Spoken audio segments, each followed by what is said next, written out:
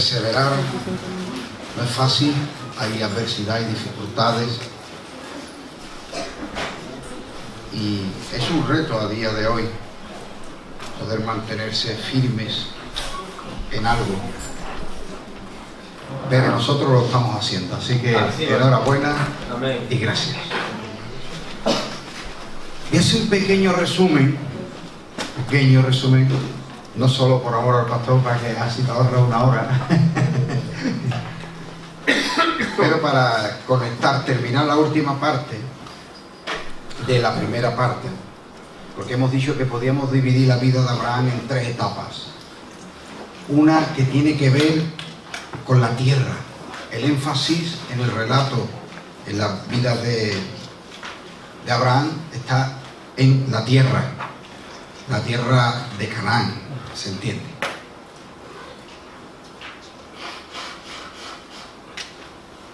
Entonces tenemos los capítulos del 12 al 14, el énfasis en la tierra.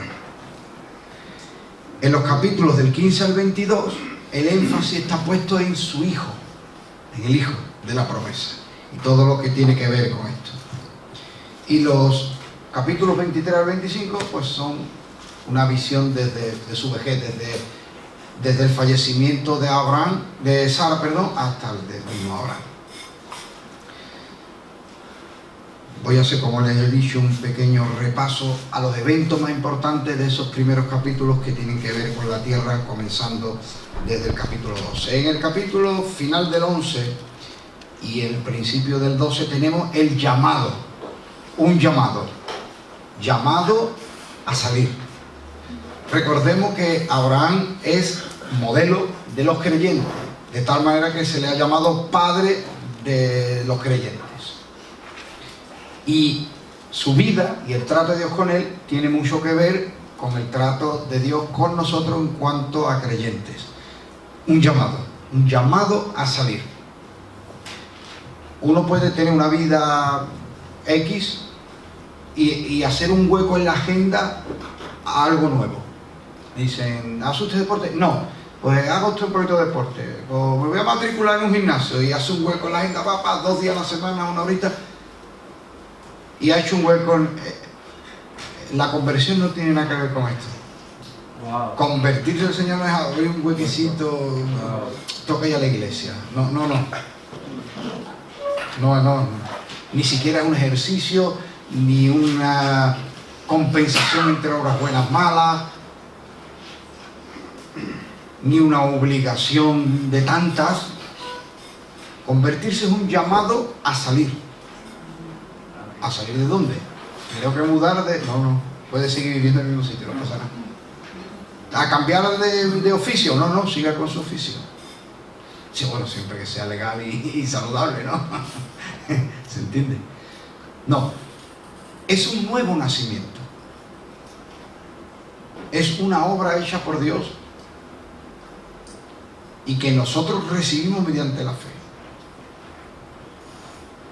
Entonces, esto está bien ejemplificado en Abraham, que es llamado a salir de Ur de los Caldeos y de la costumbre. El llamado de él es literal, sale de su casa y de su tierra a una nueva tierra que Dios le mostrará sin saber a dónde iba. No es esto la vida cristiana. Comienza nosotros respondiendo a una llamada que se llama también vocación, ¿no? Hay una llamada. Esto ha habido dudas teológicas en los primeros siglos, ¿no? Sobre qué papel tenía la gracia y la vocación de Dios y qué parte tenía el hombre, ¿no? Y de eso había debate y a día de hoy está resuelto. Hay la gracia de Dios, es donde surge nuestra salvación. Por eso dice que fuimos escogidos antes de la fundación del mundo, porque antes de existir ya tenía Dios un propósito de salvarnos. Y a ese propósito, conforme a ese propósito, nos llamó. Y ese llamado produjo la vocación. Vocación y llamado en realidad son la misma cosa. Son las dos caras de una misma moneda. La llamada es desde la perspectiva de Dios, Dios me llamó, Y esa llamada eficaz produjo en mí una vocación. Y ahora yo di el paso o no di, tomé una decisión.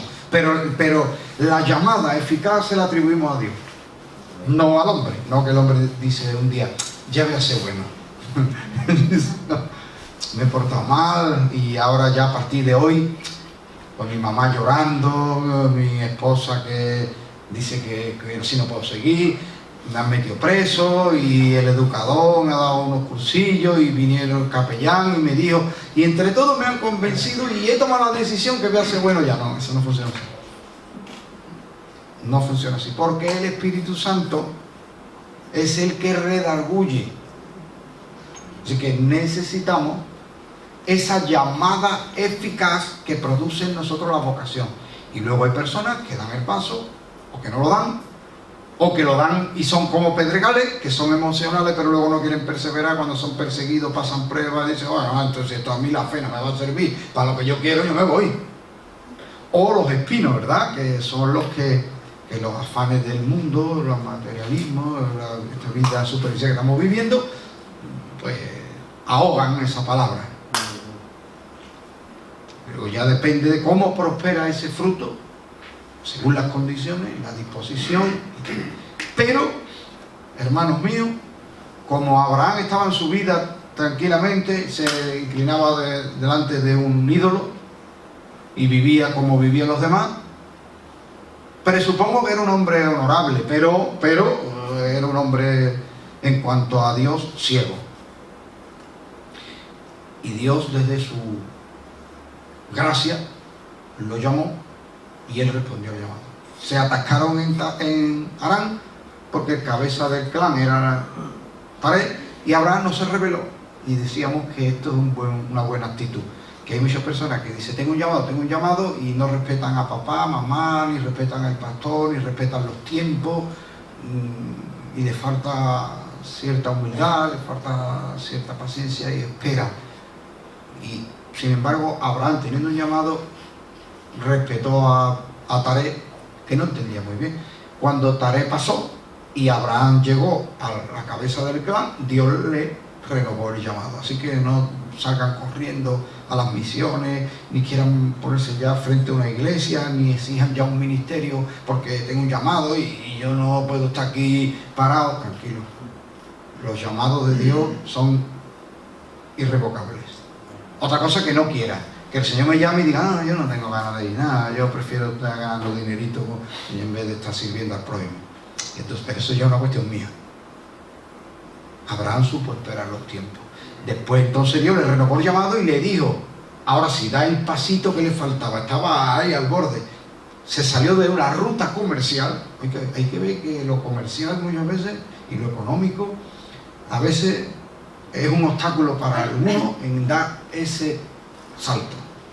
Y luego Abraham no iba a estar pidiendo por la calle. Luego Abraham fue tremendamente bendecido en todo, porque fue muy prosperado hasta en lo económico. Pero se tuvo que adentrar a una tierra donde no sabía qué iba a pasar, solamente que Dios lo llamaba. Llegó a la tierra y allí Dios se le manifestó. Esa es la tierra, llamado teníamos primero. Ahora tenemos la tierra de su propósito. Allí adoró y levantó altares.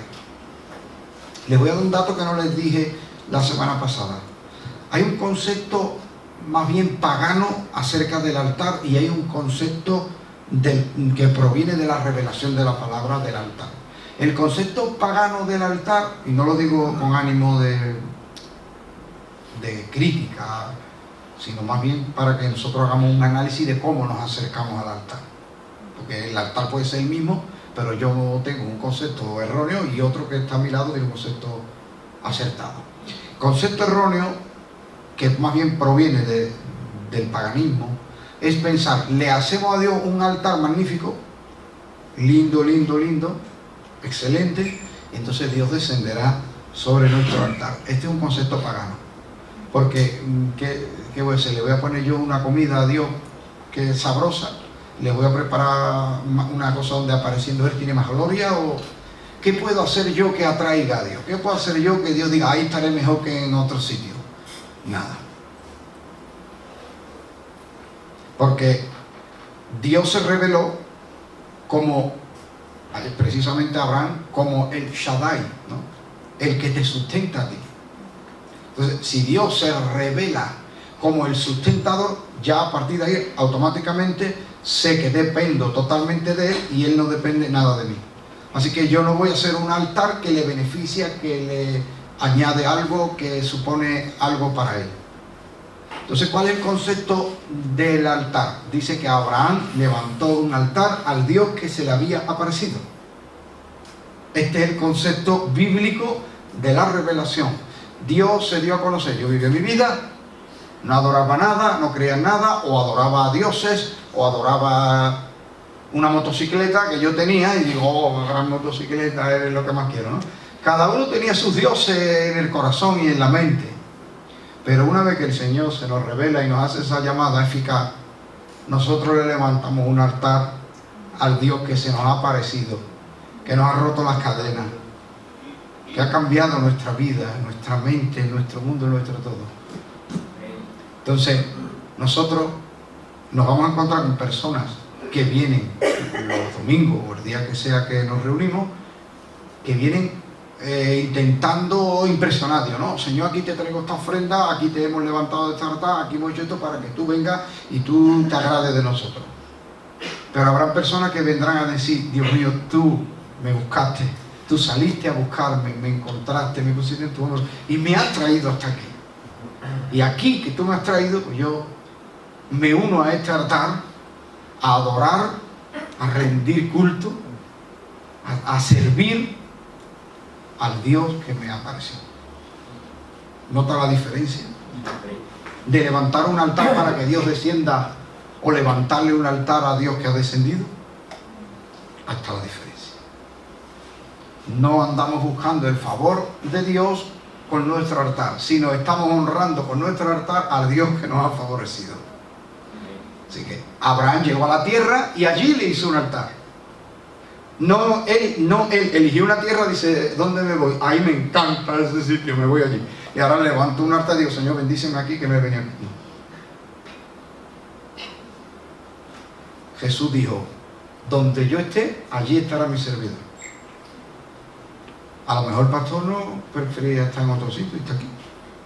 A lo mejor tuvo un día una oportunidad de irse a otro sitio, vivir o trabajar, otra oportunidad, y dijo, no, por abrir o levantar aquí.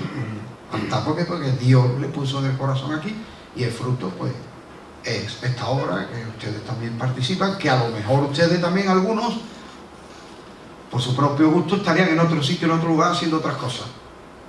¿Y por qué están aquí? Porque el Señor los ha traído. Qué bueno, ¿no? Estamos en la tierra de nuestro propósito, o sea, del propósito de Dios con nosotros. Yo, para simplificar, digo la tierra de su propósito, pero no confundir con la tierra de mi deseo, sino del propósito. Estos son los hijos de Dios, dice Romano, los que son guiados por el Espíritu de Dios. Bien. Luego, ¿qué hace? Está allí, hay unas dificultades en la tierra de su propósito. Anda, hay dificultades.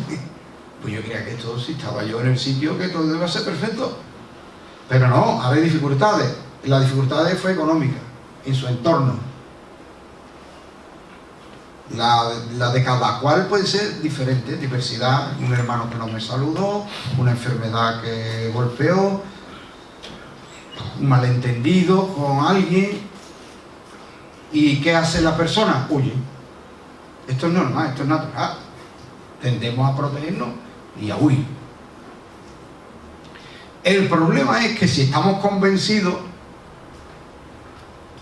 y le hemos levantado un altar al Dios que se nos ha aparecido,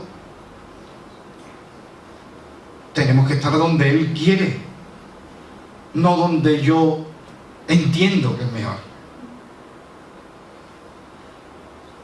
Qué diferente es nuestra fe de las religiones que inventan los hombres, ¿verdad? Claro, porque las religiones que inventan los hombres son a la medida de su mente, de su costumbre y de sus hábitos. Y nosotros nos estamos guiando por la Biblia, que es el relato del trato de Dios que se reveló a estos hombres y mujeres de la Biblia. Bueno, pues abandonó la tierra de su propósito por causa del miedo y de la adversidad, que era en este caso económica. Y llegó a Egipto. Y allí en Egipto Faraón se iba a quedar con la mujer. Y ahora le dio el miedo. Un secreto. La fe y el temor no pueden ir juntos. Eso no es compatible. Son hábitos. El miedo es un hábito y la fe es un hábito. Amén. Entonces, si yo me muevo por el miedo, ¿me generará confianza o más miedo? Más miedo. Más miedo. Entonces, él tiene miedo del hambre, de la situación adversa. Se va a Egipto y allí tiene más miedo todavía. Porque ahora tiene miedo que le maten, que le roben la mujer y todo. Y ya cuando llega el miedo, pues llegan también las mentirillas. Mira, a ver si me van a matar. Dile que eres mi hermana, porque a fin de cuentas él es mi hermana también. De padre, pero no de madre. Así que, y como en aquellos tiempos no había leyes que regularan eso, pues no estaba, pues sí, pues está prohibido por la Biblia y por las leyes vigentes, ¿no? Pero en aquel tiempo pues se podía casarse uno con su hermanastra, ¿no? Y dice, pues decimos esta verdad, que es verdad, y sálvame la vida, ¿no? Pero estos arreglos que hacemos los hombres en el temor son para salvar el pellejo. Pero imagínate que Sara le dice a él: amor mío, yo digo esto y te salvo a ti, y me voy yo con un hombre que no amo, y cuando me ponga ese hombre la mano encima, ¿qué hago yo? Tremendo, ¿no? Es que diferencia con Jesucristo, que él se entregó por su amada iglesia, y Abraham fue en este momento pues débil, y yo no estoy aquí para criticarle, sino para intentar aprender. Si él fue cobarde, pues imagínese yo. Yo digo esto aquí con el aire acondicionado, me bufa. luego toca vivirlo. Por favor, no te muevas de la tierra de tu propósito. Cuando te muevas, que sea por fe, por conocimiento, una decisión madura, valorada, sopesada, en oración. Tienes consejeros a tu alrededor, tienes familia a los que van a afectar tus decisiones, porque a él las decisiones le afectaban a su señora. Y él le dijo: ¿Tú me amas? Sí. ¿Tú te gustaría que me maten? No, sálvame la vida. Si te dicen algo, tú dices: soy su hermana. Pero si le hubiera preguntado: ¿tú qué opinas, Sara? Hombre, yo que voy a opinar, Abraham. Yo me voy con ese hombre que yo ese hombre no lo amo. Tremendo, ¿no? Pero ¿qué hizo Dios? Es que nuestra religión no es un invento, nuestra religión es Dios, que es verdadero. Amén, amén. En las religiones te dicen: como falles, se acabó. Nosotros, como no es una religión lo que estamos viendo, sino una relación con Dios, cuando yo fallo, cuando tú fallas, el Señor aparece y corrige. Y entonces Dios le mandó unas plagas a Faraón y tuvo que soltar a Sara. ¿Os suena eso de algo? Eso es una prefigura de lo que va a ocurrir en el Éxodo. ¿Por qué? Porque tiene que volver a su tierra y no pueden estar allí apresados. Porque Sara iba a quedar allí presa, no por su voluntad. Sara iba a quedar allí presa. Es verdad. Y el plan de Dios es imposible ya de cumplir. Pero Dios mandó unas plagas y la tiene que soltar. Y vuelve, dice la Biblia, por sus jornadas. Volvió Abraham por sus jornadas. Tremendo, ¿eh? Desandó lo que hubo andado. Qué lindo es el Señor. Hay religiones que dicen: como falle, se terminó. Pero nuestro Señor dice que aunque caiga 7 veces, no quedas postrado. ¿Por qué? Porque Él te levanta. Porque Él tiende la mano. Por eso Pablo dice: si algún hermano es sorprendido en una falta, vosotros que sois espirituales, restaurarle un espíritu de mansedumbre. Considérate a ti mismo, no sea que tú seas tentado. Entonces, ¿qué es ser espiritual? Defenestrar, expulsar, matar, machacar, desahuciar o restaurar. Restaurar, mientras me considero a mí mismo que me puede pasar lo mismo que ese hermano, porque soy tan débil, tan humano, tan vulnerable como él. Restauremos con espíritu de mansedumbre. Pero yo escucho gente, yo el pecado no lo tolero, yo que el pecado no lo puedo consentir. Y digo, ¿y qué va a hacer cuando peque tú? ¿Por qué no? Porque en mi Biblia dice, no hay hombre que no peque. No, cuando peque yo sé que la misericordia de Dios y que Dios será considerado conmigo. Bueno, pues seámoslo también con el hermano. Que a veces es nuestro propio hijo. A los pastores a veces nos tocan unos papelones, ¿verdad? Nos toca tenerle que decir a los padres, usted está apretando demasiado al muchacho. No delante de, obviamente, del hijo, ¿no? Pero hay que a veces hay que decir a los padres, usted lleva razón, usted es el padre, pero déjele un poquito de margen, déjele un poquito de respirar, confíe un poquito en el muchacho y confíe un poquito en el Señor. Supervise, esté pendiente, todo esto está bien. Ejerza su autoridad como padre, como madre, pero tenga un poquito de confianza. El miedo, el temor, la intransigencia. Abraham volvió. Nuestros hijos pueden cometer errores, pero también pueden volver. Nuestro esposo puede equivocarse, pero también puede. Nuestra esposa se puede equivocar, pero también puede volver. Estamos en tiempos peligrosos porque hoy nadie da nada por nadie y hoy cualquiera, en menos que canta un gallo, a la mínima que me falle, ya no, ya no. O sea, yo me estoy haciendo viejo. Porque yo me acuerdo aquellas películas donde la temática eran problemas familiares que se resolvían, conflictos, matrimonios que pasaban una crisis pero se arreglaban y eso. Ya no hacen películas de esas, ¿no?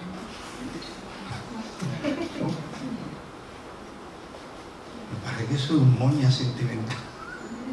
Pero yo soy de ver esas películas.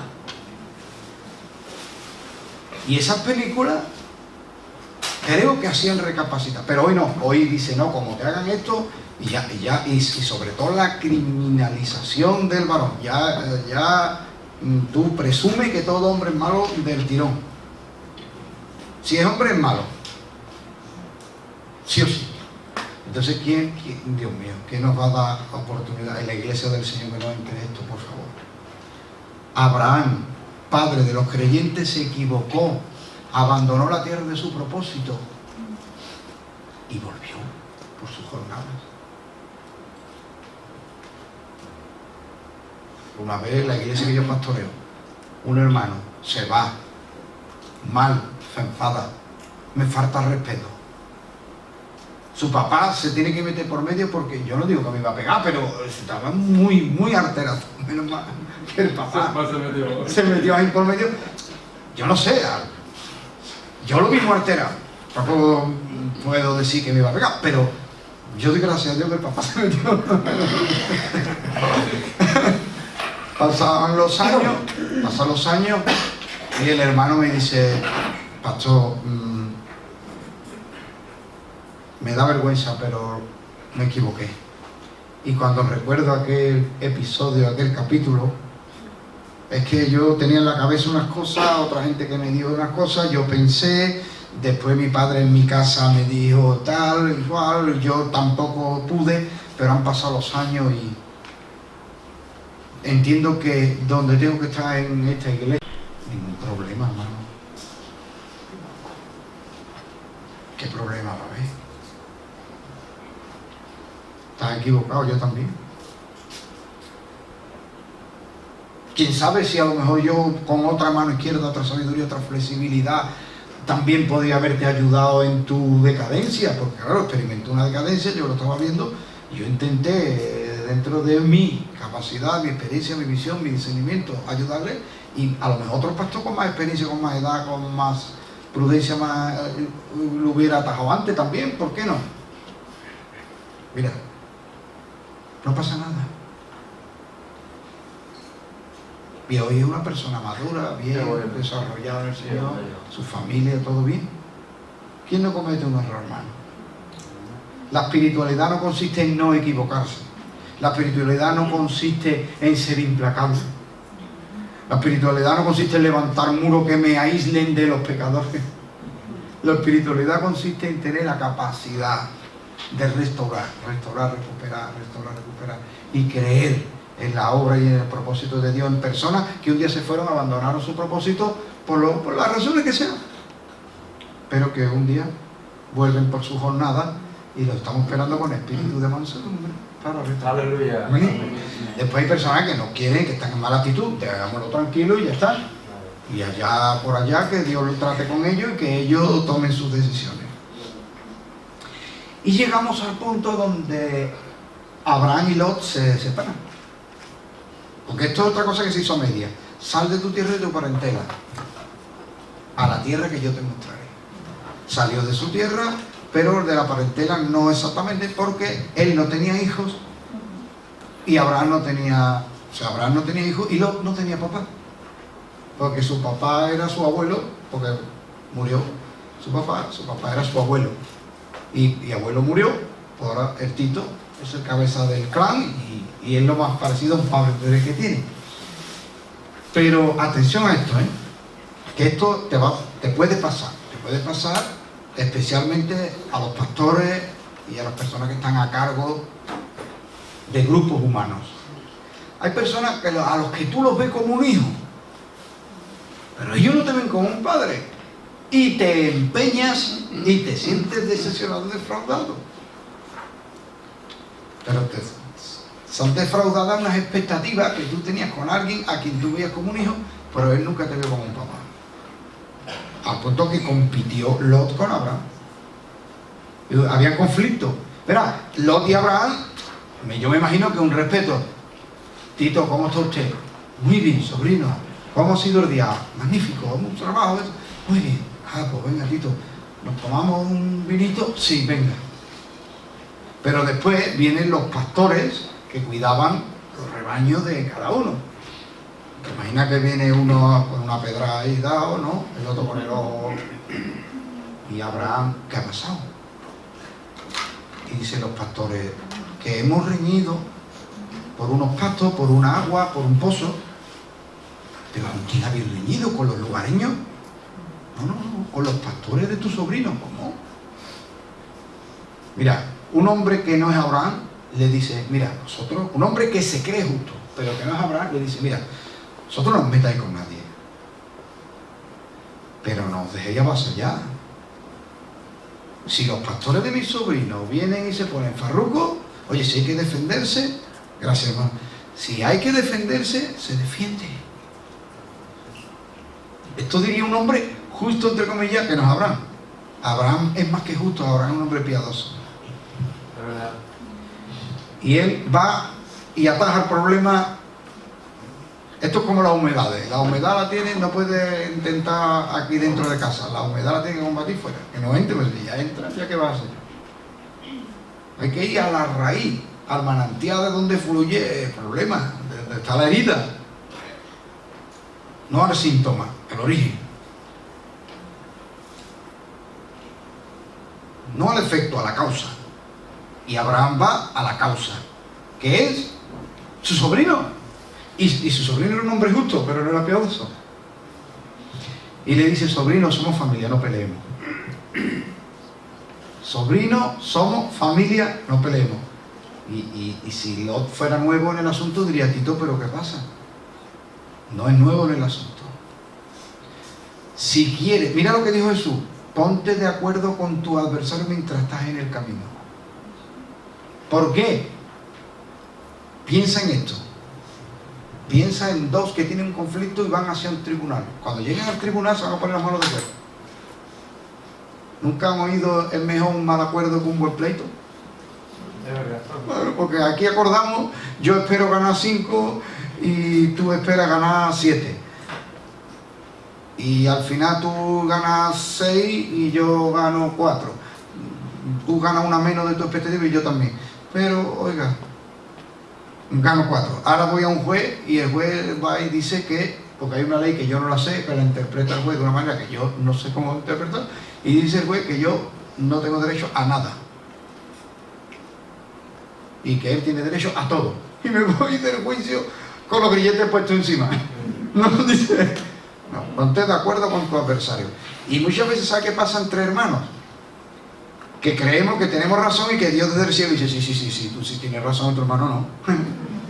Tú eres, magnífico, tú eres, tu hermano no. Entonces mantenemos el pleito porque pensamos que un día el pleito se resolverá a nuestro favor y nosotros sentados veremos la destrucción, el quebranto del otro, la humillación del otro, y el otro vendrá llorando por los suelos, arrastrándose, pidiendo clemencia, y ahí diré, y como soy bueno y soy cristiano, te voy a dar un bocadillo de mortadela para que tus hijos no pasen hambre.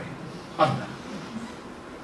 Dice Jesús, ponte de acuerdo con tu adversario porque vaya que te metan preso. Los pleitos, según Jesucristo nos enseña, mejor los solucionamos llegando a acuerdos. Y en los acuerdos se llega dialogando, pero dialogando escuchando al otro. ¿Qué te pasa? ¿Qué es lo que te preocupa? ¿Qué es lo que te duele? ¿Qué es lo que te afecta? ¿Cuáles son tus intereses? ¿Qué es lo que tú estás dispuesto a negociar?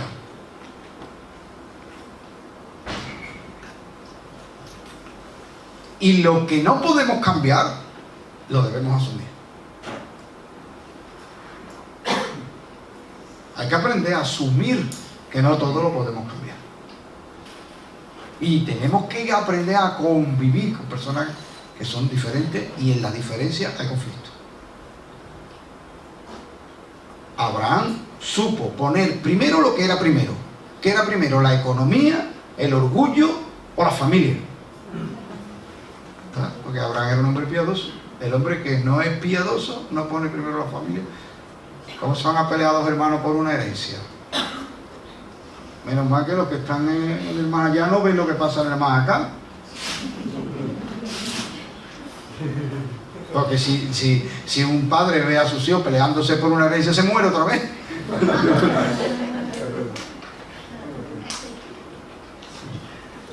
Yo lo digo como lo siento, mis hermanos, porque, bueno, aparte que mis padres, pues, mi madrecita, Dios la tiene en su gloria, su herencia que dejó una Biblia, que me la llevo yo.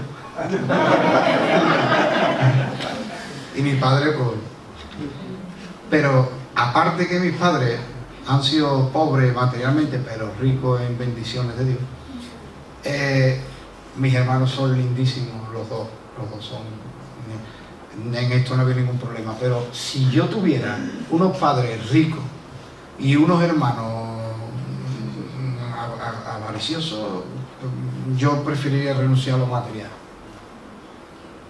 Digo, mira, quédatelo todo. ¿Qué es lo que quieres tú de papá y mamá? Pues yo quiero el chalet y quiero la avioneta, y pues para ti el chalet y la avioneta. Yo me voy a llevar los retratos de papá y mamá y de nosotros cuando éramos niños, me voy a llevar el álbum de fotos yo. ¿Me lo dais eso? Sí, eso llevo todo. Pues eso es lo que me llevo. Pero que le voy a decir, porque tú eres mi hermano. No quisiera perderte por un chalet, ni por una avioneta, ni por un cuartillo. Eres mi hermano. Y eso está por encima de todo. Al final se van a separar, pero que no sea por nuestra culpa. Que no sea por nuestra culpa. Bueno, cuando Lot elige, porque dice Abraham, no peleemos, elige, ¿qué quieres? Y miró y dice, uy, qué valle más lindo. Y vio el valle de Sodoma y Gomorra fértil y dijo, ay, qué preciosidad. Quiero el valle. Se ve que tonto no era. Dice Abraham, está bien. Y cuando va descendiendo, Dios le dice a Abraham, mira hacia allá, mira hacia allá, mira hacia allá, mira a los 4 puntos cardinales. Y le dice, todo eso es tuyo. Tremendo. Claro, porque esa es la tierra de su propósito. En la tierra de nuestro propósito no tenemos que pelear. Me niego a pelearme con un hermano si me toca a mí cantar en el devocional, si canta tú, si te me da más voz al micro a mí o a ti. Es que me niego, es que a mí me da vergüenza entrar en esos pleitos a día de hoy. Aquí es que no solo que pierdo mi dignidad, sino que entonces estoy yo peleando lo mío. No es Dios el que me está ofreciendo las cosas, no es Dios el que me ha llamado, no es Dios el que me ha posicionado. Yo no quiero promocionarme yo. No quiero hacer carrera como se hace carrera en este mundo. No quiero entrar en eso porque yo creo que estoy en el cuerpo, en el lugar que Dios me puso.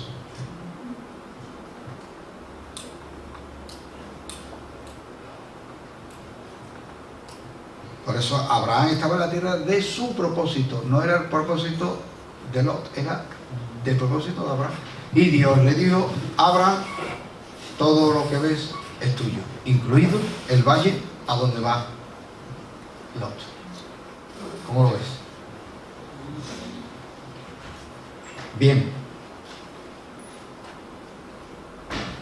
Llega una guerra. Claro, esto es lo que pasa cuando ya bajas y el justo, porque Lot era justo.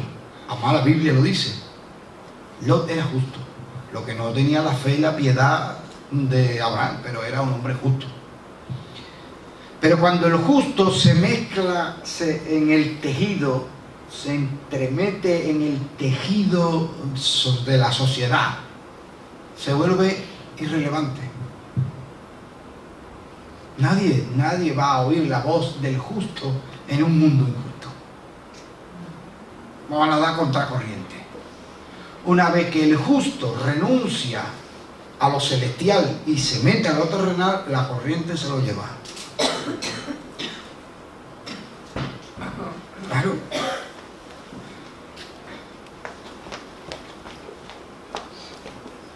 Esto es así.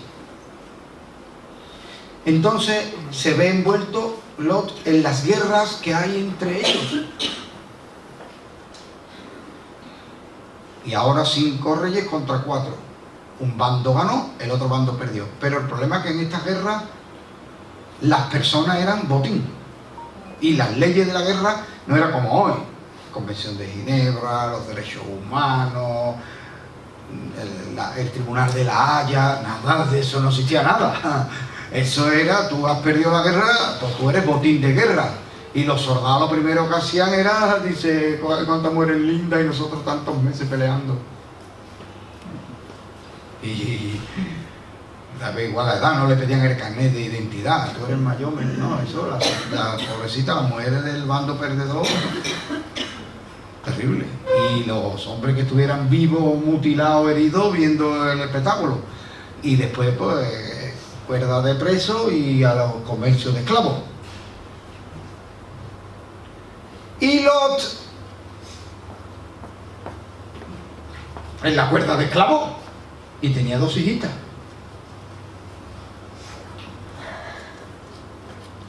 Es que es muy mal negocio. Es muy mal negocio vender las cosas eternas por las cosas provisionales, las cosas celestiales por las cosas terrenales.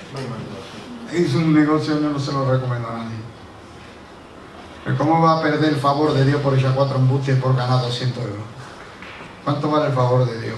El favor de Dios dura toda la vida. La lealtad y la fidelidad de Dios, que es fiel con el que es fiel. Que Él ha dicho: yo honro a los que me honran. Dice: no, tú dices esto nada más y nos ganamos 200 euros. No, pero yo no puedo hacer esto, hijo, porque Dios me está mirando. Y yo quiero honrarle a Él. Como vi ahí después el dominguito, aleluya, y le saca 200 euros a una persona ahí, pobrecita. Una vez me echaron una bronca en un trabajo porque había una señora mayor que tenía un mando, las pilas la había puesto, claro, pobre con la edad, había puesto las pilas y no iba. La señora llamó al técnico, y ahora cuando fui a la casa, la señora tenía una mansión. Si tenía mansión, la señora tiene que tener dinero, pero dinero. Pero yo, ¿cómo le voy a cobrar a la señora porque se ha equivocado poniendo las pilas?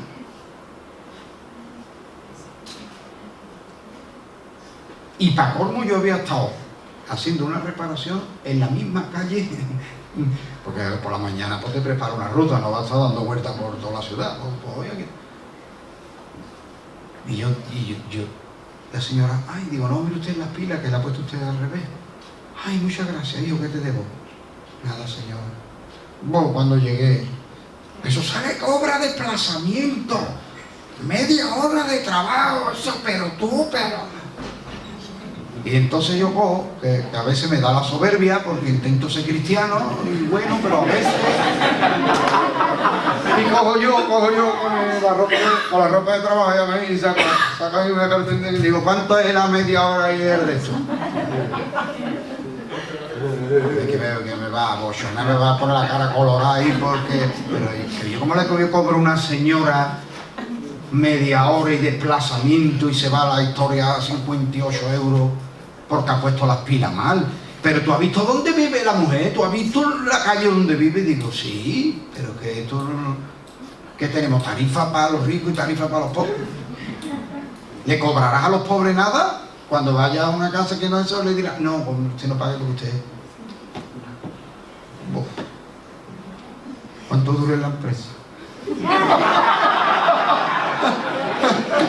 Al poco tiempo, mira que la faena bajó mucho. Y yo le dije, no te preocupes, porque ya a partir de ahí la cosa se puso grave. Pero yo le dije, no te preocupes, hermano. No te preocupes. Yo no dependo de un trabajo ni de otro, ni de una empresa, ni de otra empresa. Yo dependo de mi Señor. Amén. Y yo me muevo por mi conciencia. Es muy mal negocio traicionar nuestros valores, nuestros principios que nos ha enseñado nuestro Señor. Ahora, que hay debilidad, sí hay debilidad. Que a veces tropezamos. Que a veces nos sentimos avergonzados de nuestros propios pensamientos, de nuestras propias reacciones, sí. Pero en el creyente esas cosas son un accidente. Son de manera accidental. No es nuestra forma de ser, no es nuestra manera de sentir y de pensar, ni nuestro modo de conducirnos en la vida. Porque tenemos una vocación y el Espíritu Santo de Dios adentro nos llama cada día a movernos en esa vocación. Lot era un hombre justo, sí, pero no fue demasiado piadoso. Y ahora ha perdido a su familia. Ha perdido su propia libertad. Ha perdido la potestad de su propia persona.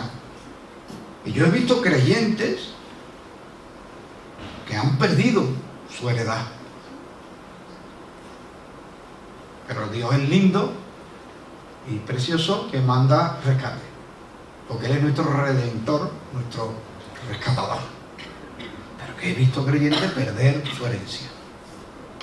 A punto que he visto hombres justos que han perdido su familia. Y he visto mujeres justas que han perdido su familia. Y he visto matrimonios justos que han perdido la conexión con sus hijos. ¿Por qué? Porque pusieron primero lo que tenía que estar segundo. Y las piezas del puzzle ya no encajan. Y más cuando la fuerza, después cuando la fuerza ya no te entra ni en el sitio que tenía que entrar. Pero menos mal, hermanos míos, que tenemos un Dios todopoderoso, que tú le traes los cachitos de tu vida y dices, mira Señor, esto es lo que me ha quedado de... Me diste una vida entera y me ha quedado... A ver qué se puede hacer. Y el Señor dice, trae, que te voy a hacer una nueva. Qué bueno. Y encima nos deja la experiencia de haber aprendido. Amén. Espero que si el Señor me da largos días, llegar a ser un anciano, no a ser un viejo. Porque un viejo es que ha envejecido por el deterioro de la vida. Pero un anciano es una persona que ha ido acumulando experiencia, conocimiento, madurez, sabiduría, solera. Espero llegar a ese punto donde tienes nietos y ya son grandes y dicen los nietos, vamos a preguntarle al abuelo. Y no solo los nietos, porque la sabiduría es algo delicioso. Hay chicos y chicas, hermanos míos, que solo valoran el físico, la apariencia. Claro, es normal, si tienen 20 o 25 son lindos todos. Con 20 o 25, créemelo que no que son todos lindos. Los que tienen los 50 cumplidos, ¿están de acuerdo conmigo? Nada, es que hay jovencitos que están acomplejados, ¿no? Es que si yo tuviera el ojo un poquito más grande, ¿no? Si tuviera el pelo un poquito más para allá, un poquito más para acá, y dice, por amor de Dios, que tienen 20 años, y 20 años son todos lindos y son todas lindas.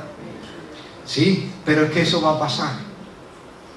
Y después, si todo lo afiado, toda tu autoestima, todas tus relaciones, toda tu imagen y toda la consideración que tenga la sociedad de ti, eso lo que lindo te ves, ¿qué va a pasar cuando eso se marchite? Habrá que invertir en cosas que perduren más, ¿no? Porque luego se ve patético ya una persona ya con los 50 y tantos y parece, y no que parezca un adolescente, que es que se cree un adolescente y eso choca.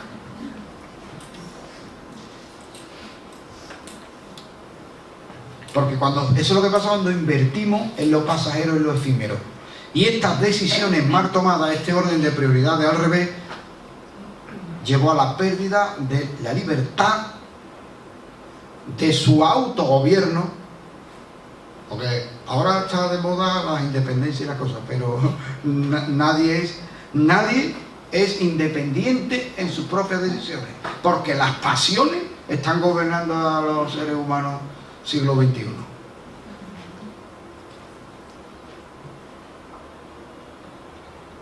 Y Abraham, mira lo que hizo. A todos sus pastores y siervos los armó y los organizó. Ni tenían información militar, ni instrucción, ni preparación, ni nada. Salió y derrotó a los reyes que habían derrotado a los otros reyes a los que Lot se había sometido. Y yo, que a veces pienso un poquito leyendo esto, digo, ¿qué hubiera pasado si Abraham le hubiera dicho a sus pastores, no permitáis que los pastores de Lot pisen el terreno? Se lo hubieran comido con un bocadillo. ¿Sí? ¿Me estoy explicando? También contrató a ciertos beduinos que habían por la zona para que le ayudaran, pero no dejaban de ser pastores y comerciantes y negociantes, que no eran un ejército. Pero hermanos míos, más tarde Dios se le va a aparecer a Abraham y le va a decir, yo soy tu escudo. La batalla te la doy yo, y yo fui tu protección. Tú nada más que tenías que ofender porque tu defensa era yo.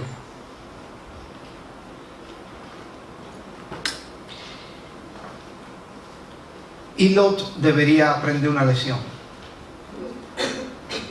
Debería haberme sometido a Tito Abraham por las buenas y en amor. Porque ahora técnicamente Lot ahora es propiedad de Abraham. Paradoja de la vida, ¿no? Todo el ganado de Lot y de sus paisanos se lo llevaron los vencedores de la batalla. Y ahora Abraham derrota a esos vencedores y se trae para acá el ganado, las posesiones y las personas. Ahora todo es propiedad de Abraham.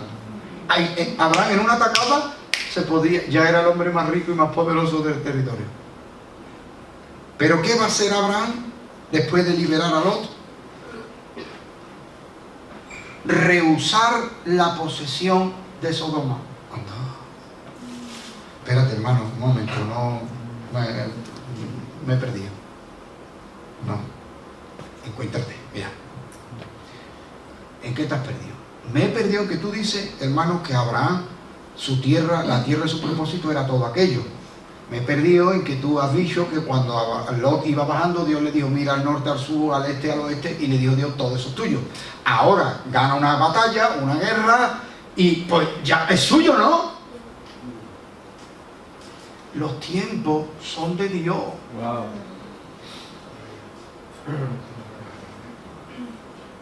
Vamos a ver. Es que no, por eso hay que marcar los objetivos antes. O vaya a ser que te ves disucho y raya. Tranquilo.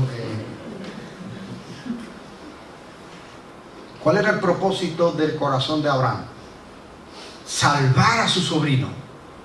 Porque ¿para qué se va a involucrar Abraham en una guerra de 4 reyes contra 5? Porque ama a su sobrino. y sale al rescate de su sobrino. Si ese era tu propósito, esa era tu oración, ese era tu objetivo, y Dios te respaldó en esto, cumple tu propósito y no aproveche que el Pisuerga pasa por Valladolid. Es que yo lo veía muy claro. No, que esto no es cuestión de ver ni de intuición. Esto es cuestión de voluntad de Dios. Esto es cuestión de oración y de trato con Dios y de tener muy clara la dirección de Dios en nuestras vidas y de los tiempos de Dios.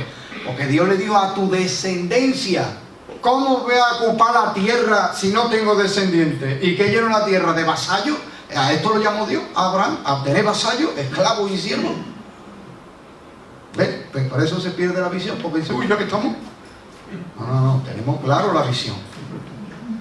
Dios quería llenar la tierra, pero de hijos de Abraham, no de vasallos de Abraham. Pues, hermanos míos, hay gente que no se entera de esto. Que no se entera, que ha hecho la teología, ha hecho de todos, ha estudiado todos los estudios habido y por haber. 200 años ejerciendo y no se entera que Dios no quiere llenar la tierra de vasallos, sino de hijos.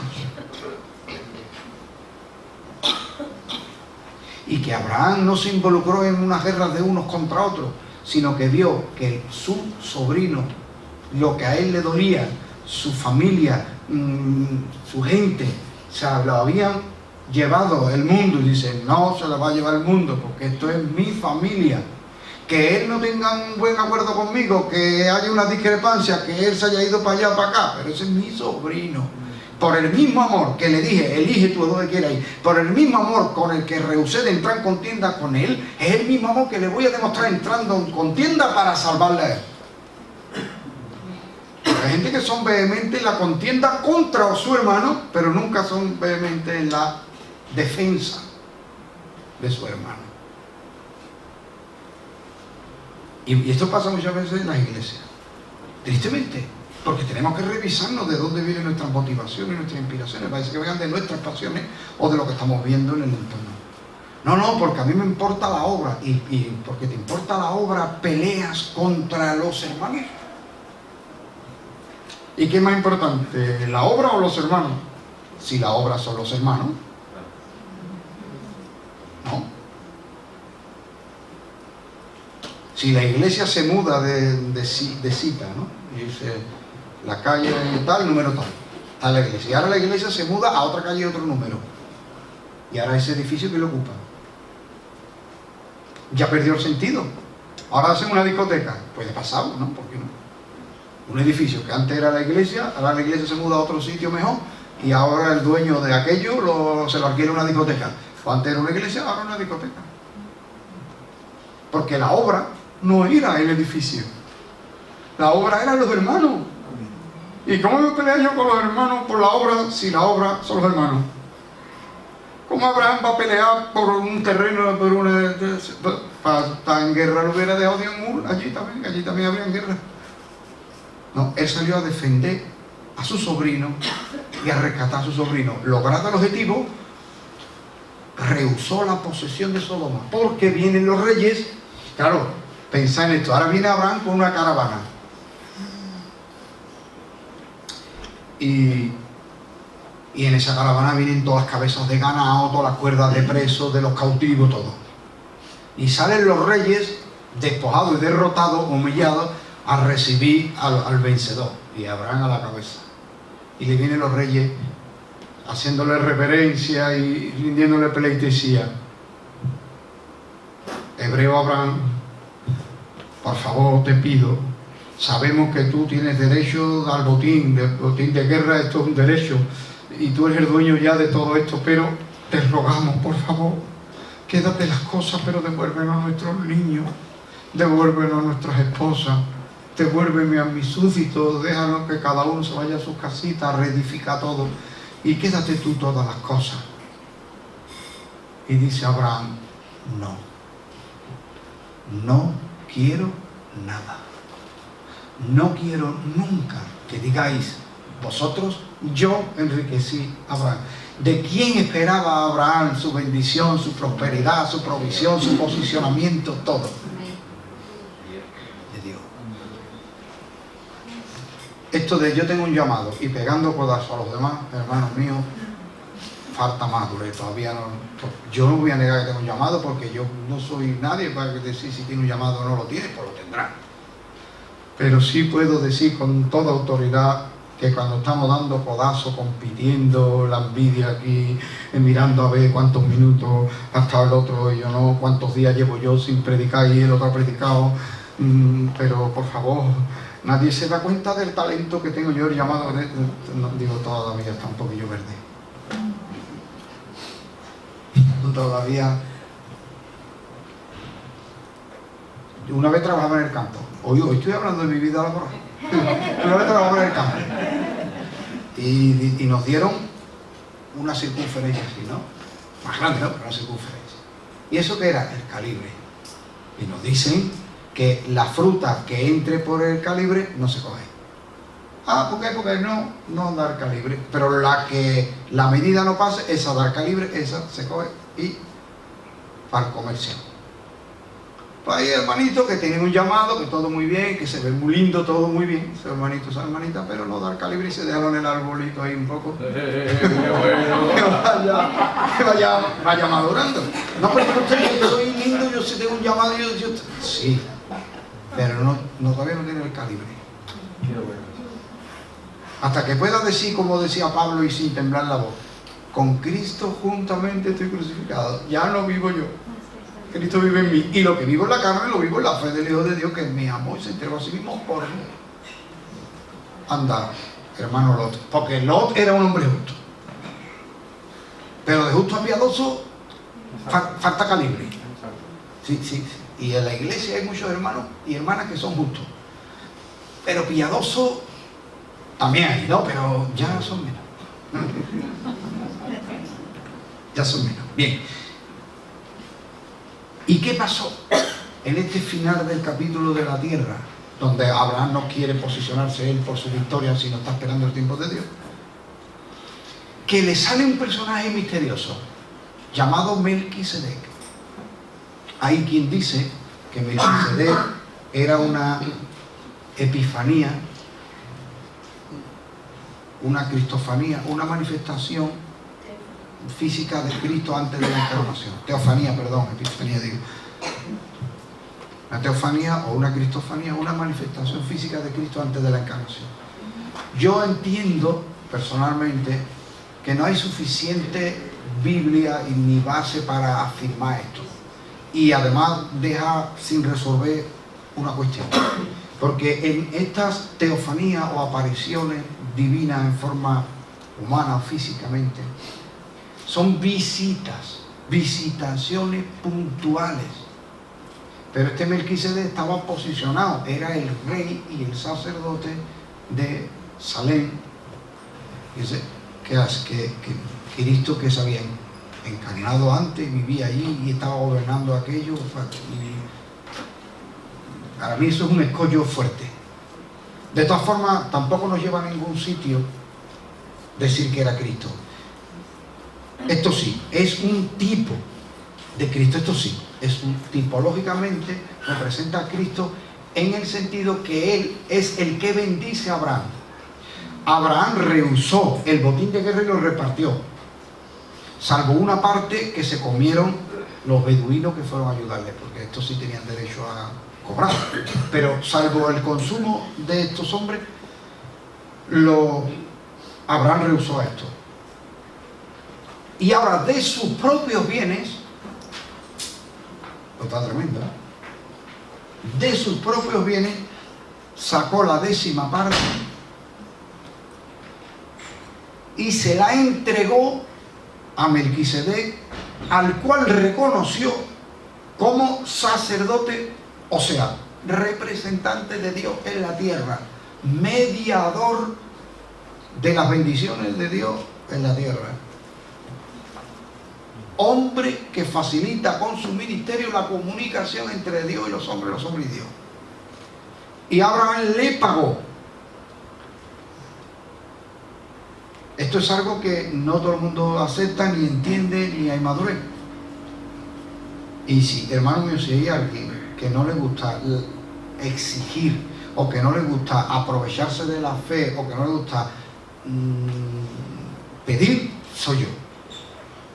Pero hermanos míos, tengo que enseñar lo que está en la Biblia, y con toda naturalidad.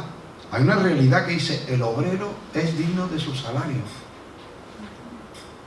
Y desde Abraham con Melquisedec hasta nuestros días, porque tenemos doctrina en el Nuevo Testamento del apóstol Pablo, donde dice que el Antiguo Testamento se dice: no pondrá bozal al buey que trilla, y hace una pregunta retórica: ¿ustedes piensan que Dios en la Sagrada Escritura se preocupa por los animales o es una metáfora?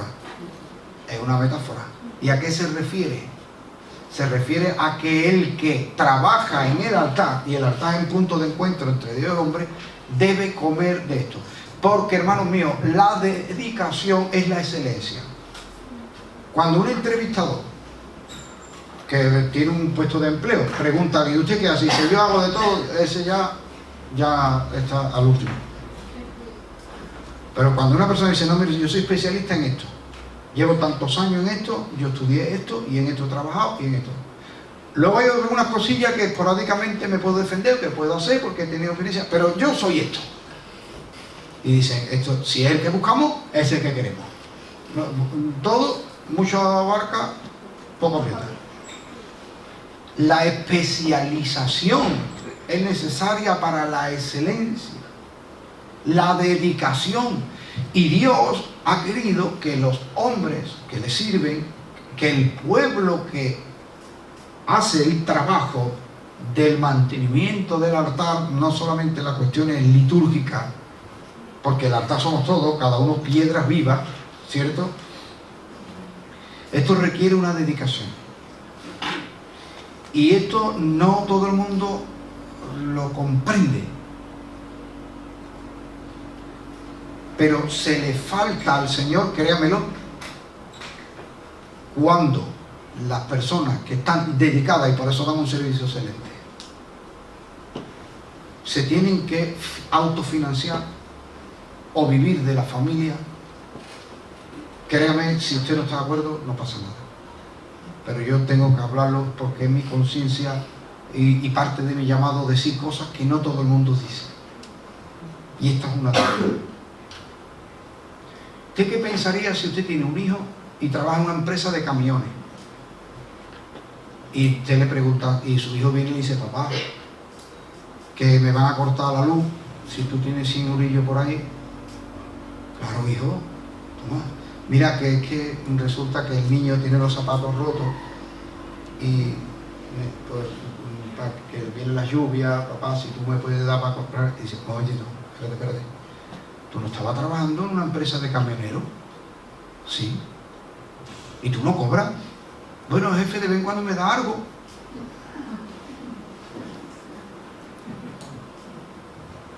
El jefe de vez en cuando te da algo. Espera un momento, yo voy a hablar con tu jefe. ¿No? ¿No haría usted eso? A si pongo el grito en el cielo. Porque los hijos duelen mucho, ¿no? Y cuando me lo están abusando. Venga usted para acá, caballero.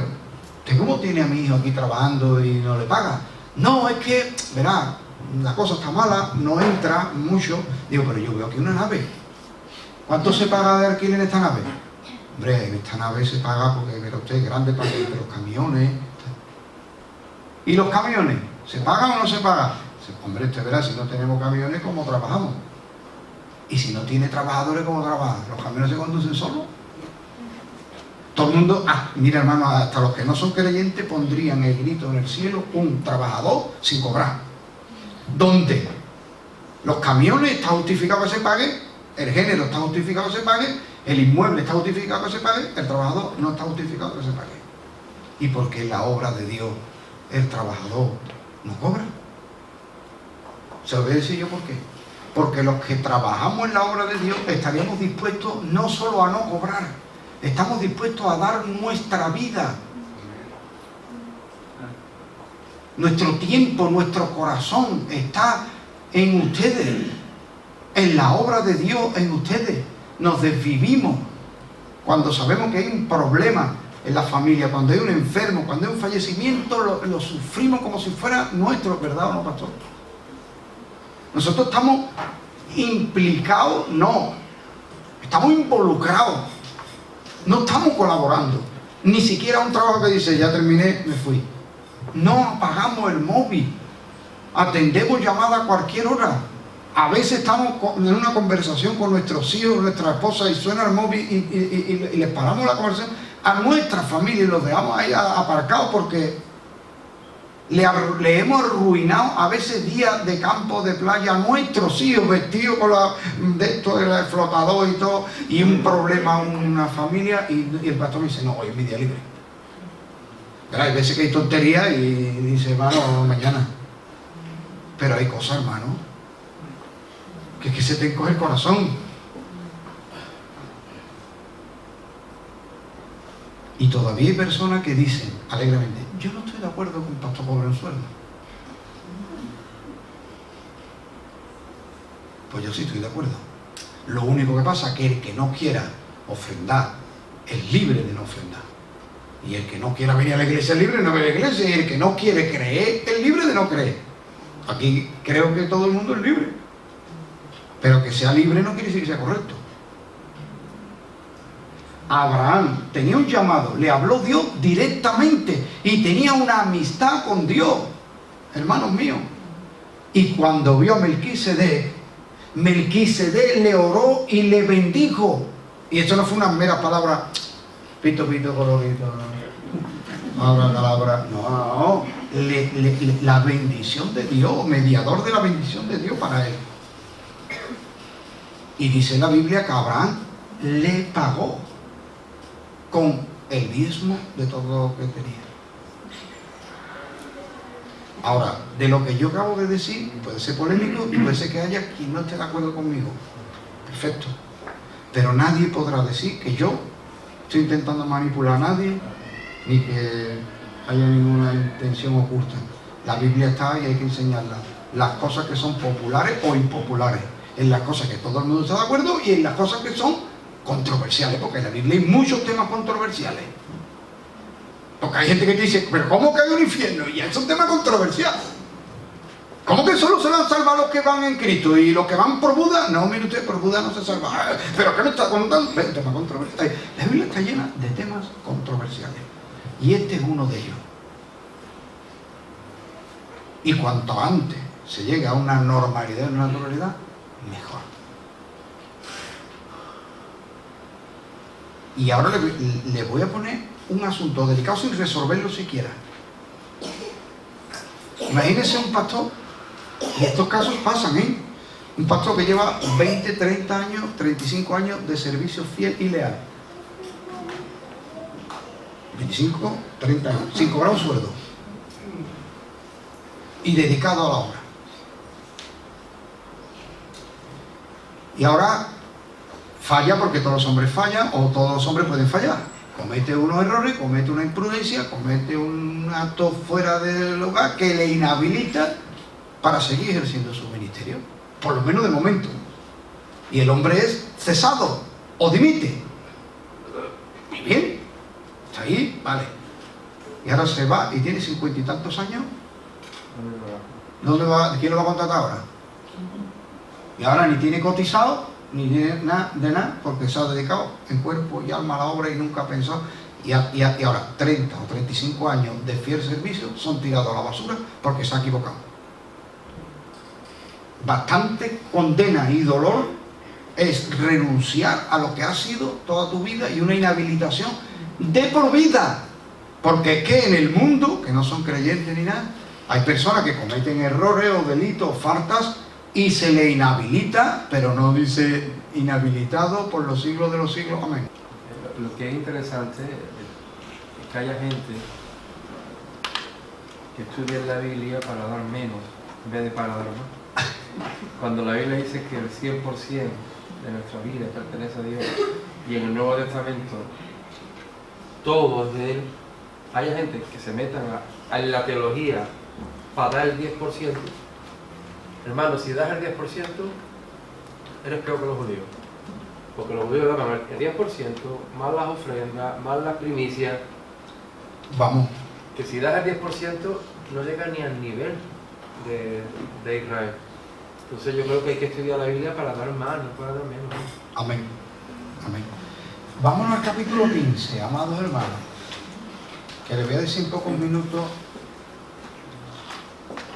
Todo esto lo hemos visto ya.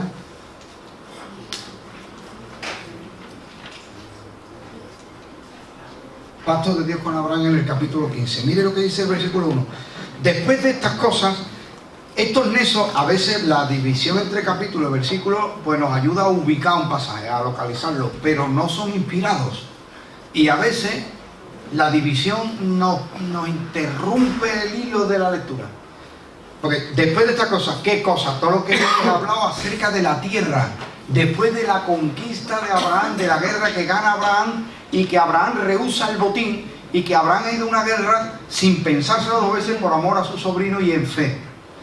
Después de estas cosas vino la palabra de Jehová a Abraham en visión, diciendo: no temas, Abraham, yo soy tu escudo, y tu galardón será sobremanera grande. Después de hacer todo esto que le he dicho, y de pagarle el diezmo al sacerdote, Dios le habla y le dice: yo soy tu escudo número 1. No dice yo fui, sino es un presente continuo. Yo soy tu escudo, o sea, en la guerra tú has vencido, en la guerra no te han podido dañar, porque yo estaba contigo. Y seguiré estando contigo. ¿Qué diferencia del de Abraham, que tiene miedo y le dice a su esposa que mienta, a Abraham que sale a la guerra? Porque va creciendo el propósito de Dios. Vamos siendo formados en el caminar con Dios. Es que es maravilloso. Es que esto no es una religión que vamos al dominguito y encerramos a Dios ahí hasta el domingo que viene. Que hasta ahí hasta el domingo que viene. No, que viene con nosotros, que se levanta por la mañana al lado nuestro, va en el coche, te va enseñándonos. Seca las lágrimas cuando lloramos, nos levanta cuando caemos. Cuando tropezamos nos da entendimiento para ir madurando y aprendiendo. Nos cambia el punto de vista. Empezamos a hacer una oración y acabamos orando de otra manera diferente. ¿Y qué pasó? Porque el Espíritu Santo te va en la oración guiando. Y vas mirando atrás y dices: bendito sea el Señor, no soy el que empecé. Cuando empecé no era yo así.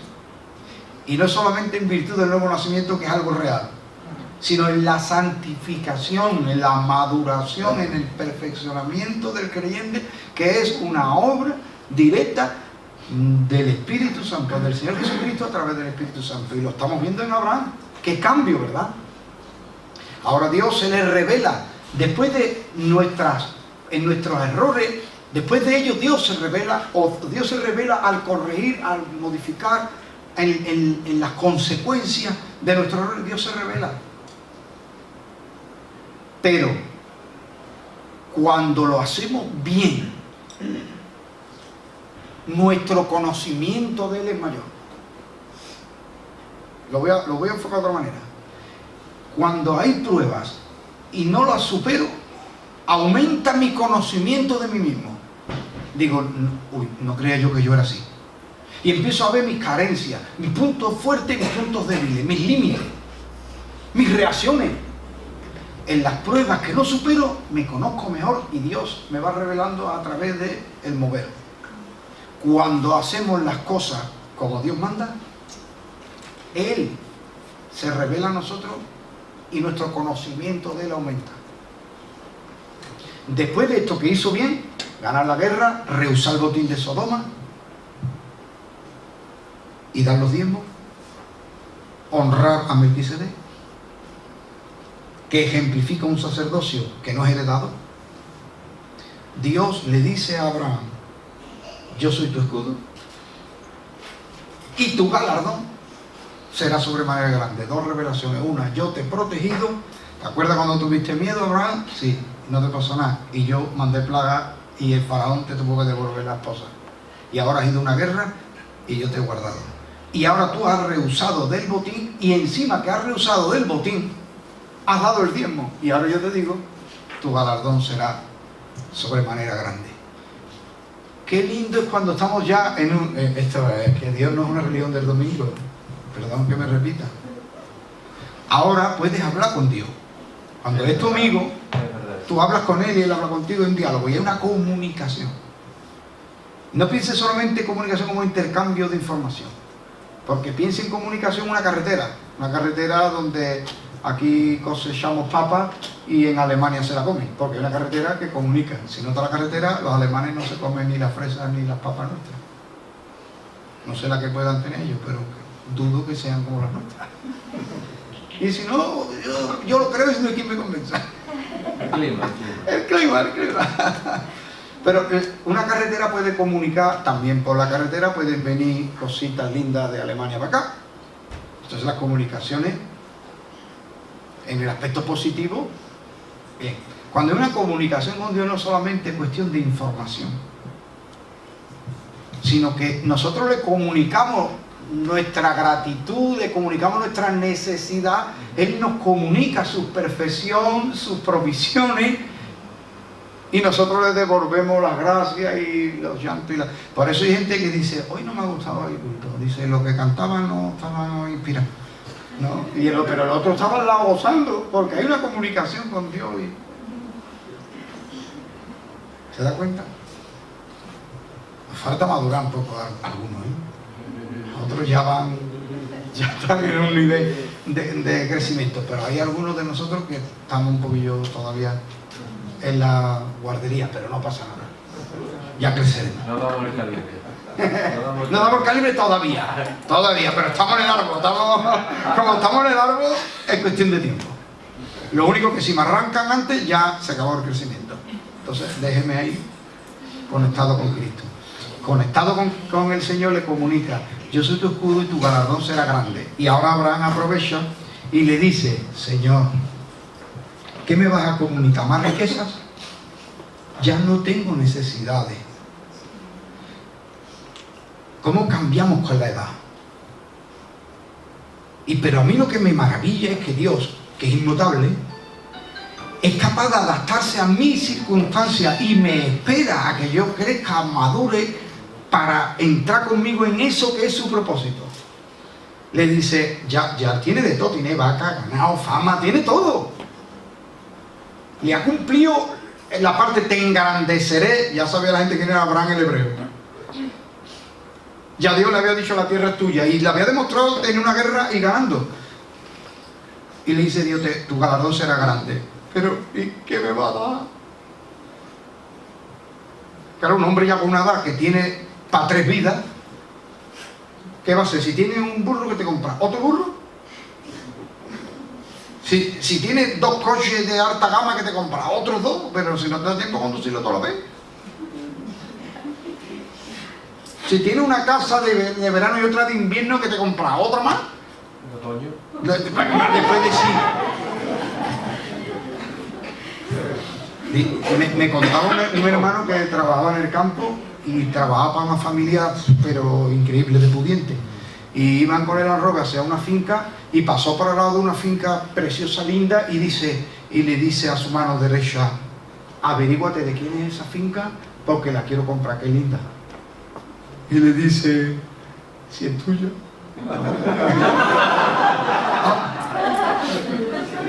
O sea, ¿para qué quiere casa que luego no te acuerdes y dices, ¿cuántos años hace que no voy a la casa de...?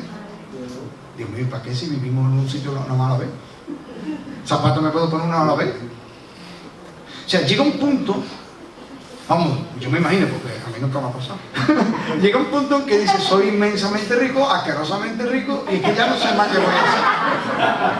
Muchas veces la gente que tiene dinero quiere más dinero, pero es porque están buscando llenar un vacío que no lo llena y cree que síguele hasta cuándo. Hasta que granjee el mundo y tu alma la tengas perdida. No te va a satisfacer. No te va a satisfacer. Bueno, pues Abraham dice, ¿qué más me vas a dar? Otro que en vez de tener 12.000 cabezas de ganado tenga 13.000 o 14.000. ¿Y qué? ¿Qué me vas a dar? Si me voy a morir y todo lo que esté acumulado se lo va a llevar un siervo. Qué despropósito. Me voy a morir y no voy a dejar ni mi nombre. Dios espera, hermanos míos, para revelarse más profundamente cuando nosotros estamos en ese punto. ¿Habéis visto los maestros del vidrio, cómo soplan el vidrio? Ellos saben qué temperatura está el cristal, lo soplan y saben qué tacto en el aliento. increíble. Y ellos te hacen ahí, soplando la vida. Y los maestros, joyeros, plateros, cómo saben que el metal noble, cuando está en el punto, cómo lo trabajan. Y Dios, que es un artista, espera que tú y yo, estando ahí en las fraguas del trato, estamos en el punto en el que Abraham le dice: no me des más bienes materiales, mi corazón anhela un hijo, tú me... Y le dice Dios: no te va a heredar un esclavo,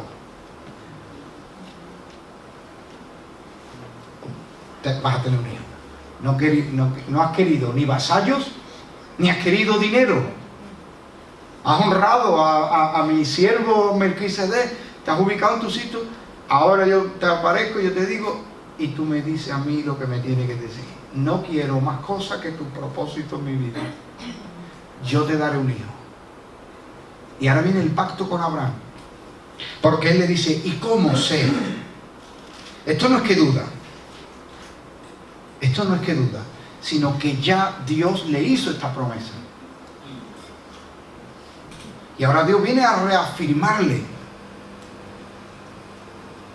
Y él le dice a Dios: ¿cómo plasmaremos esto de tal manera? A ver si yo me explico, que usted me pueda entender. ¿De qué manera? Porque yo te creo, pero hay un desasosiego en mí que me estoy viendo viejito, deteriorarme, los años pasan y tengo todo menos lo que anhelo. ¿De qué manera podríamos algo que yo lo tenga aquí dentro? Y como cuando las jarras, ¿no? Tú tienes un contrato, ves el contrato, ves una fecha, ves un talón, ves un pagaré o un recuerdo de alguien y toca ese recuerdo, mira y dice: lo tengo, ¿no? Él dice: ¿qué podría darme que a mí, no por ti? Tú eres fiable 100%. Algo que a mí me quite el desasosiego que tengo adentro y que me dé una seguridad a mí. Y le dice el Señor: prepárate estos animales, pártelo, ponlo a un lado y otro de una vaguada y espérame allí.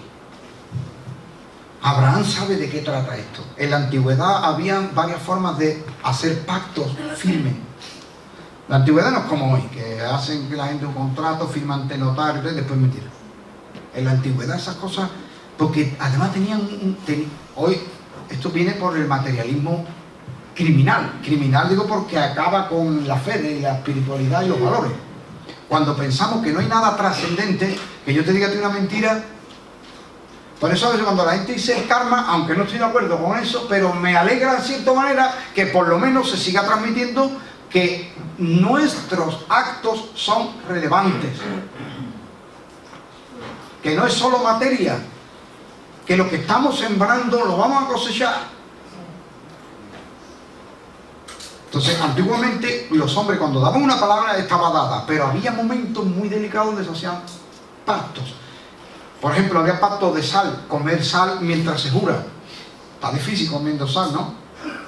Imagínate ahí alguien comiendo sal, no, te lo tengo que comer. Tú me estás jurando a mí que te lo vas a comer y te lo vas a comer, y yo me lo voy a comer.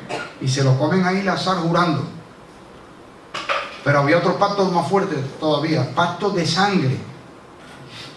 Animales allí muertos, la sangre, y había varios animales, se forma ahí litros y litros de sangre. Los animales puestos en medio, para con los pies descalzos, pasar jurando y diciendo: esto que se ha hecho a estos animales, me hagan a mí y le hagan a mis hijos en presencia de mis ojos, si yo te falto a la palabra que yo te juro hoy. Y le dice a Dios: ¿cómo sé yo una garantía? Y le dice Dios: haz esto, parte esos animales y espérame allí.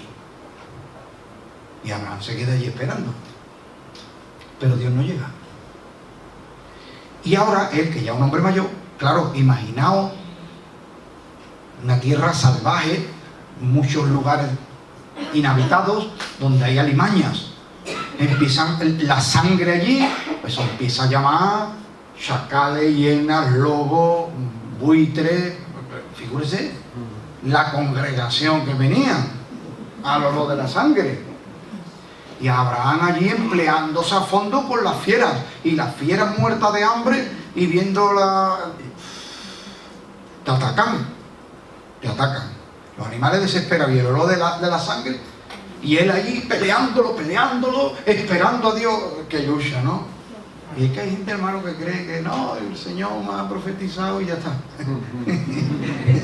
Sí. Oh, happy day. Esto, el caminar con Dios, hermano, tiene su razón. Bien. Allí peleando con todas las alimañas que quieren contaminar, robar, llevarse esto. Y él está esperando al Señor. La prueba de vuestra fe produce paciencia. Está allí y ya está agotado, extenuado. Va a caer la noche. O sea, el día está declinando, ya va a ser de noche. Y de noche nada se hacía en aquellos tiempos. No pienses, es que nosotros tenemos una mentalidad que el día sigue porque hay luz artificial. La mentalidad de los antiguos era: el día declina y la noche ha caído, ya no es como intentar un domingo. ¿Tú cómo vas un domingo a que te abra la caja de ahorro? Pues es imposible, tú ni te lo imaginas, que se haga un trato, un negocio cayendo la noche. Pues Abraham, acostumbrado a esa mentalidad, cuando ve la noche cayendo, le da temor. Dice, de noche el Señor ya va a venir o no va a venir, porque ya no es tiempo de hacer pactos ni negocios. Las fieras están amontonándose, y ahora los animales nocturnos, los rondadores nocturnos, ahora cuando se ponen activos de verdad. Y ahora yo no los veo venir, porque claro, si él tiene algún tipo de elemento de defensa y ve al animal que se va remando, pero de noche, atacan, y extenuado, agotado, se empieza a quedar dormido. Y en ese, está medio dormido, se despierta y ve dos cosas. Ve una llama de fuego pasando por el medio de los animales muertos. Dios le sorprendió y diciéndole, mientras tú duermes y descansas, yo juro que voy a cumplirlo. El sueño y el temor de una oscuridad es el temor de la muerte. Abraham era ya anciano. Abraham no le iba a dar tiempo a ver lo que Dios le prometió, que sean una nación, que sus descendientes poseerían, que en su nombre, que en su descendencia, su linaje, que es Jesucristo, serían benditas todas las naciones. Él va a estar durmiendo. Por eso cuando se le revela al pueblo de Israel, le dice, yo soy el Dios de Abraham, de Isaac y de Jacob. Yo os daré la tierra, os introduciré a la tierra que juré a vuestros padres. Diciendo Dios, Abraham, aunque tú duermas, aunque tú fallezcas, aunque tú desaparezcas de esta tierra, yo voy a cumplir esta promesa que te hago. No va a depender ni de ti ni de tus hijos, puesto que Abraham no juró en ese pacto. Fue un pacto unilateral e incondicional. Yo te juro por mí mismo, yo te juro por mi propia sangre. Pero ¿y cuándo Dios va a derramar la sangre? ¿Y quién falló? Fíjate, falló la descendencia de Abraham. Y murió un hijo de Abraham.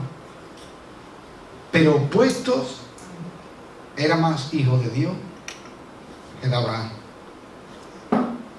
Y como fue Dios el que juró unilateralmente, fue Dios el que mandó a su propio hijo a derramar su sangre por el incumplimiento del pacto de los hijos de Abraham.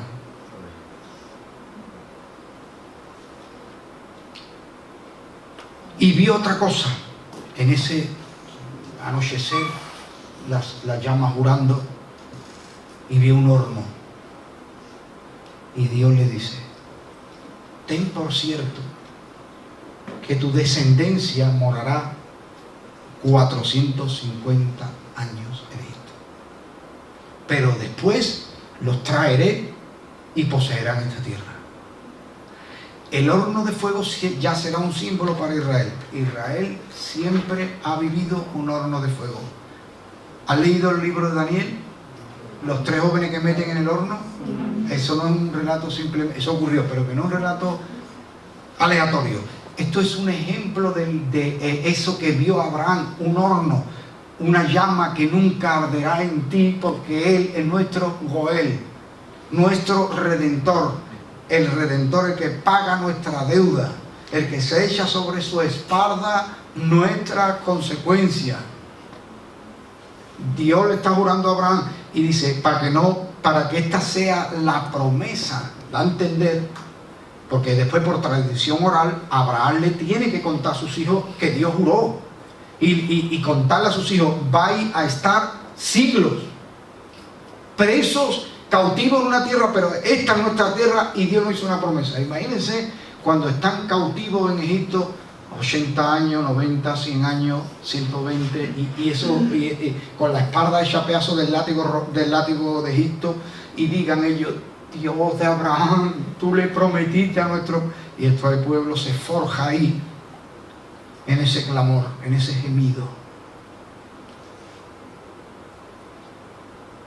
Si alguien me muestra en la Biblia solo uno, con uno solo, yo pido disculpas públicamente 10 veces cada vez que predique, de aquí a que me jubile.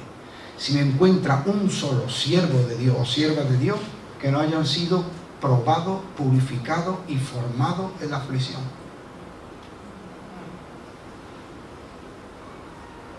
Uno solo. Y yo habré perdido todo mi rigor como predicador. Todos en algún momento de su vida fueron perseguidos, afligidos, probados. Porque el horno de fuego está junto al juramento de la fidelidad incondicional de Dios. De hecho, eso es lo que muestra la fidelidad incondicional de Dios. Cuando pases por el fuego, no te quemarás, ni la llama arderán en ti, porque yo soy tu rescatador, redentor, tu poder.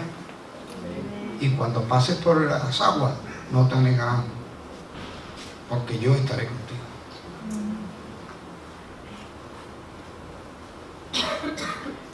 Y ahora voy a terminar 3 minutos, porque esto se pone ya más emocionante todavía. Dios le juró el Hijo. Ahora tiene una promesa y un juramento. Esto lo va a poner en peligro a Abraham 2 veces. Una vez por complacer a su esposa, que le va a decir estas palabras, literalmente. Ya ves que Dios no me da hijo. Dios mío. Pero Sara, por el amor de Dios, una mujer tan santa como tú, ¿cómo puede cometer un error como ese? Tú puedes decir, me estoy desesperando, estoy desanimado, o lo que sea, pero no digas, ya ves que Dios no me ha dado hijo. Pero ¿cómo va a decir esto después de un juramento que Dios lo ha hecho? Pues lo hace. Y él no sucumbe ante eso. Él, por complacerla a ella, eso es lo que dice la Biblia. Y él atendió el ruego de ella, es lo que dice la Biblia. Entonces le da un invento. Con mi sierva tú tienes un hijo, como ella es mi propiedad, el hijo que tenga también es mi propiedad, y como es hijo tuyo biológico, pues ya tenemos el hijo que Dios ha prometido.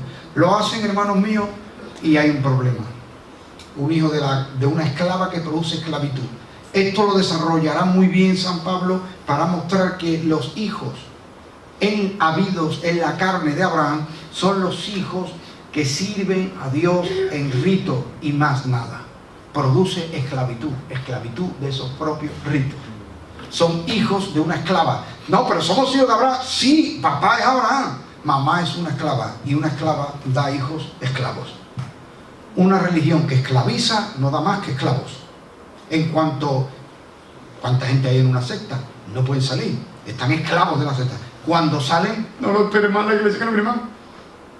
Porque ya ellos tienen en la cabeza y en el corazón que son hijos de una esclava y que la fe es esclavitud. Son hijos de una promesa. Entonces ahí Abraham atentó contra el pacto de Dios, y eso trajo ciertos dolores de cabeza, pero lo menciono así y hay otro punto que no está tan claro porque no lo he leído nunca, honestamente. Leo cosas y leo comentarios y leo escritores bíblicos, comentaristas y escucho predicaciones y nunca lo oigo esto, pero yo sí se lo voy a decir. Final del capítulo 21 dice que Abimelech, rey de Gerar, padre de los filisteos, le dice a Abraham, Va con su lugarteniente, con su mano derecha, con su hombre de guerra. Va y le dice a Abraham: óyeme, cuando tú llegaste aquí, yo te he dejado negociar, te he dejado vivir la tierra. Tú has ido, has entrado, has salido, has comerciado, yo no te he hecho daño alguno. Tú llegaste aquí, tú eres un nómada, y yo a ti no te hice nada y te respeté y te dejé vivir. Ahora me vas a jurar por ese Dios al que tú tienes, que Dios te, porque dice, y Dios está contigo en todo. Me vas a jurar por ese Dios que te bendice en todo. Atención a esas palabras. Que tú ni tus hijos vais a derrocarnos. Nunca os vais a sublevar. Nunca os vais a rebelar. Yo seguiré siendo el rey y mis hijos seguirán siendo reyes en mi lugar. Y tú serás mi vasallo y tus hijos serán mis vasallos. No dice tanto, pero léalo, y si usted ve que me estoy equivocando, me lo dice la semana que viene. ¿Y qué hace Abraham? Jura. Es normal, un hombre de paz, un hombre pacífico, que mete la cabra en el corral y tú dices: no, yo voy a transmitir paz. Yo soy un hombre de paz, yo no tengo ninguna intención de derrocarte, ni de hacerte un golpe de estado, ni quitarte a ti, ni quitarte el imperio. Yo te lo juro. Después entran en una especie de pleito por un pozo. Pero Abraham, de mi alma, cariño mío, ¿estás dispuesto a pleitear con él por un pozo y le estás dando la tierra? Así somos. Peleas por un pozo y le entregas la tierra. Y otro problema: si tú le has pedido a Dios un hijo y Dios te ha dado un hijo, el propósito tuyo era tener un hijo, darle besito, quererlo y disfrutar de tu hijo. Precioso. El propósito de Dios no es que tú le des besito y tenga un hijo. El propósito de Dios es hacer de ese hijo una nación. ¿Y dónde va a vivir esa nación? Allí. ¿Y qué es lo que quiere Dios? Que esa nación ejerza la soberanía y establezca la teocracia y los modelos de vida conforme a Dios. Un día los descendientes de Abraham tendrán que venir y echar a ese pueblo que adora a los demonios, que sacrifica a los bebés al culto de la fertilidad, que son hechiceros, que hay violaciones, matanzas, invasiones continuamente. Y Dios, cuando lleguen al colmo del pecado, quiere quitarlos a estos y poner ahí la nación de Israel, que exporten al mundo un modelo de vivir conforme a la voluntad de Dios. Y Abraham compromete el propósito de Dios jurándole a este hombre, por Dios, que nunca sus hijos van a expulsar a sus hijos. Eso es el final del capítulo 21. ¿Y sabéis cómo empieza el capítulo 22? Aconteció después de estas cosas que probó Dios a Abraham.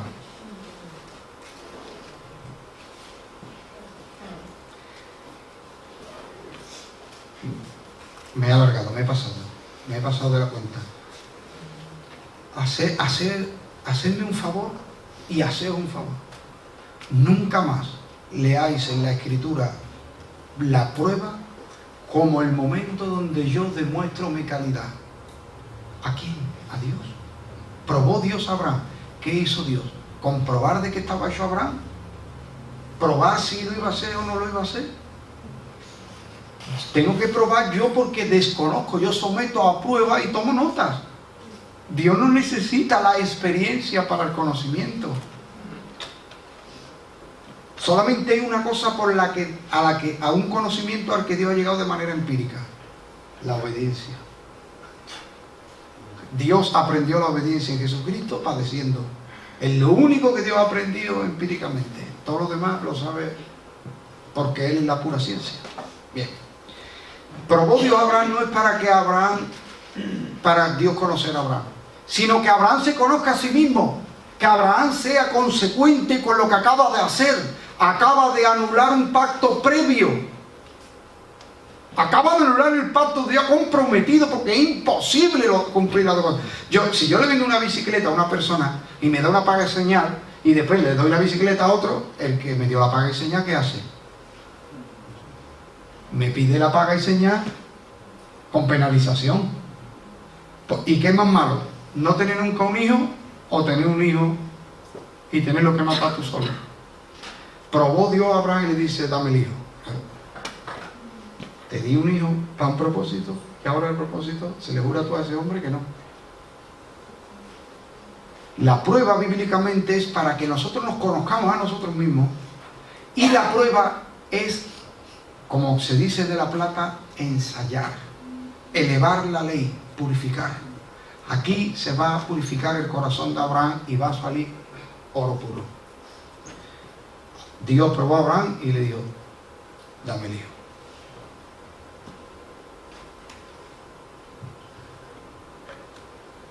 Ahí se lo voy a dejar. Gracias por vuestro tiempo y disculpen que me haya alargado.